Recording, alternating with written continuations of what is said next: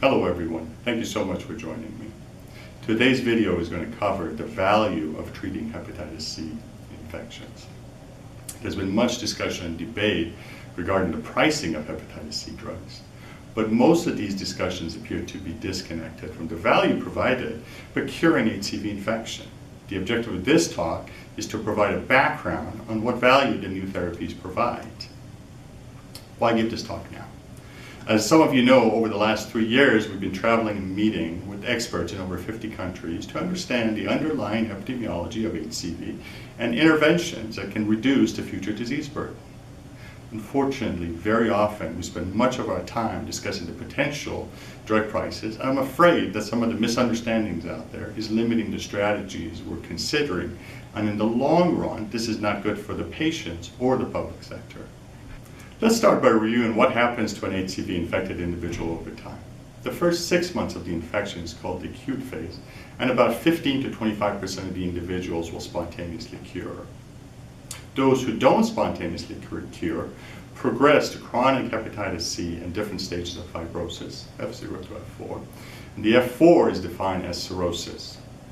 Some of these individuals will progress to end-stage liver disease, which includes decompensated cirrhosis and hepatocellular carcinoma, or HCC.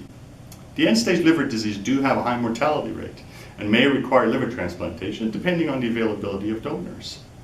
Not everyone who is fibrotic will progress to cirrhosis. In this slide, we used our disease progression model to examine what happens to individuals with HCV infection at different stages of fibrosis.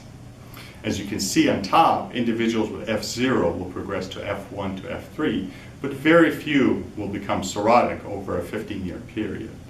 Studies have shown that it takes about 20 years for someone with chronic hepatitis C to progress to cirrhosis. Now, look at those who are already F1. They're more likely to become cirrhotic, and those who are F3 have over a 50% probability of becoming cirrhotic over a 15-year period. As mentioned earlier, once a patient becomes cirrhotic, they can progress to decompensated cirrhosis and HCC, but please notice that very few are shown to have HCC in this slide. This is because HCC has a high mortality rate, and within a 3-year period, most of these individuals will actually die. Here's a study by Carrie McAdam-Marks and colleagues at the University of Utah, and as shown here, the healthcare costs increase dramatically as patients advance. What I want you to do is focus on the bottom of the slide under the total subheading. What you notice is different stages of fibrosis as well as compensated cirrhosis are not that costly, about $5,000 annually. And most of the cost is associated with the cost of therapies for extrahepatic manifestation associated with hepatitis C.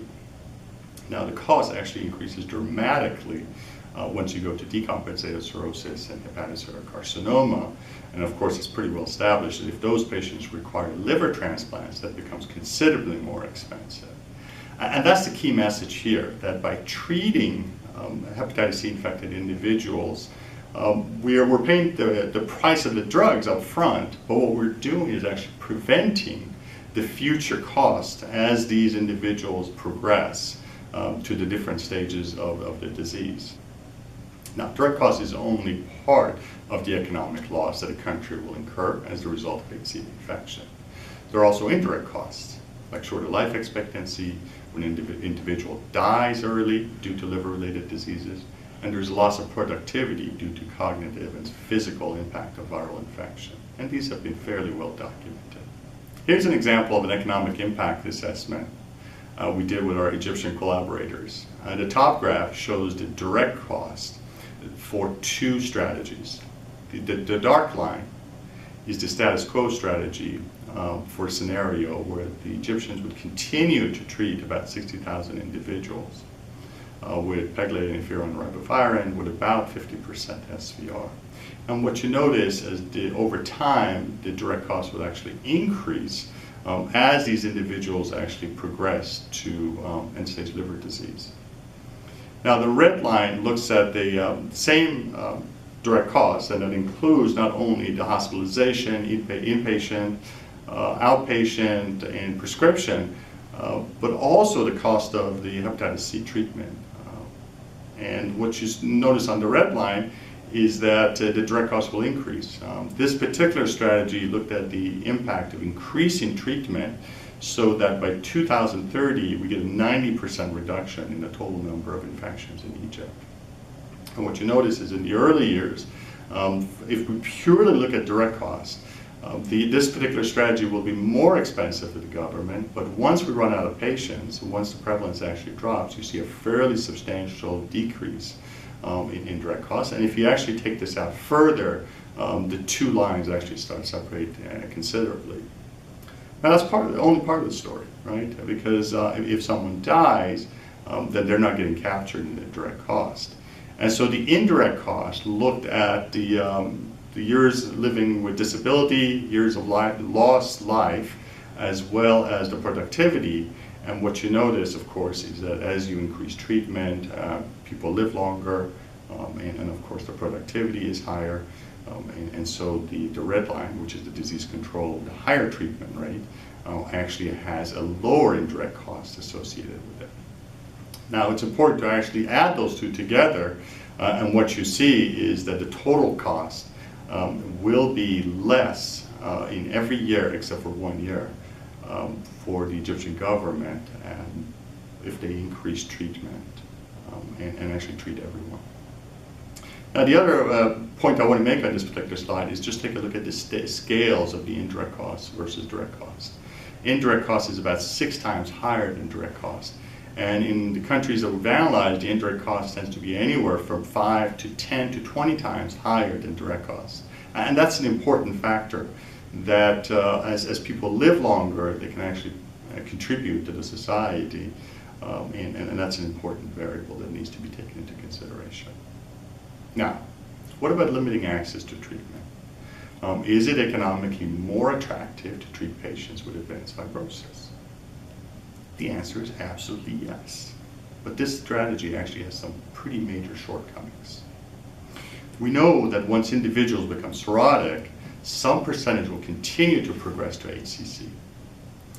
Thus, treating individuals who are F4 is offset by the cost of screening them for live for liver cancer. In addition, another shortcoming is that this strategy only works if you have diagnosed 100% of the HCV infections. If the diagnosis rate is 40%, 60% of the HCV cases will continue to progress and will be more costly when diagnosed because they'll be caught at end-stage liver disease.